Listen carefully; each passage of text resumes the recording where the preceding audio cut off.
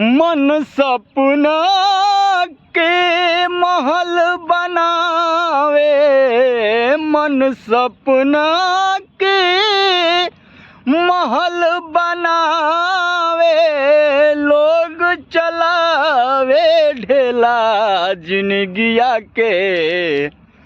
हो मन सपना के महल बनावे, दुनिया ढेला चलावे, जिंदगिया के खेला समझ में न आवे। होय जिंदगिया के खेला समझ में न आवे, हो जिंदगिया के खेला समझ में न आवे। जब जब दिन बिगड़े पर खोला, केहू रोका केहू रोक न पावे।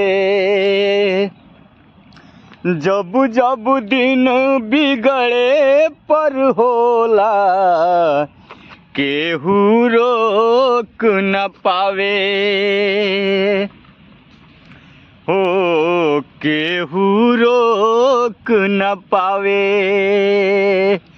जाने का लिखल बा किस्मत में, ई ना पता चल पावे।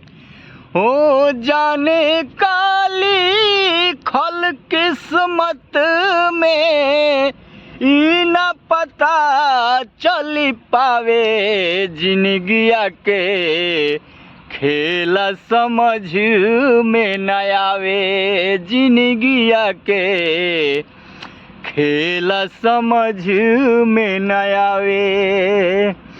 मन सपना के महल बनावे, मन सपना के महल बनावे, दुनिया ढेला चलावे, जिंदगिया के खेला समझ में न आवे। होय जिंदगिया के खेला समझ में न आवे। समय हरावे समय जितावे, समय ही नाच नचावे। समय हंसावे समय रोआवे, समय ही नाच नचावे। जान बुझ के ना कोई माली अपन बगिया जरावे, जिंदगिया के। हो जान बुझ के ना कोई माली अपन बगिया जरावे, जिंदगिया के खेला समझ में न आवे। जिंदगिया के खेला समझ में न आवे। बन के साथी सब केहू होला, अरे बनले के साथी सब केहू होला। बिगड़े त मुँह घुमावे, सूरज के डूबते भी परछाई अपन साथ छोड़ावे। जिंदगिया के खेला समझ में न आवे। ओए जिंदगिया के खेला समझ में न आवे।